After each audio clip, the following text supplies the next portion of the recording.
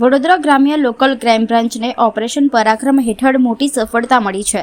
પોલીસે વિદેશી દારૂના જથ્થા સાથે આરોપીને ઝડપી પાડ્યો છે. કરોડો રૂપિયાના મુદ્દામાલ સાથે આ કાર્યવાહી હાથ ધરવામાં આવી છે. વડોદરા ગ્રામ્ય લોકલ ક્રાઇમ બ્રાન્ચ દ્વારા ચોક્કસ બાતમીના આધારે કાર્યવાહી હાથ ધરવામાં આવી હતી, જેમાં બંધ બોડીના કન્ટેનરમાં ગેરકાયદેસર રીતે વિદેશી દારૂનો જથ્થો લાવવામાં આવી રહ્યો હતો.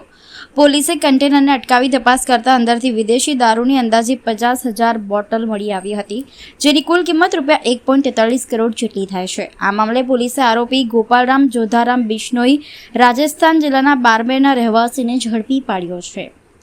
પોલીસે કન્ટેનર, મોબાઈલ ફોન અને અન્ય સામાન સહિત મોટો મુદ્દામાલ જપ્ત કર્યો છે. પ્રાથમિક તપાસમાં સામે આવ્યું છે કે આ દારૂ ગેરકાયદેસર રીતે ગુજરાતમાં સપ્લાય કરવા લાવવામાં આવી રહ્યો હતો.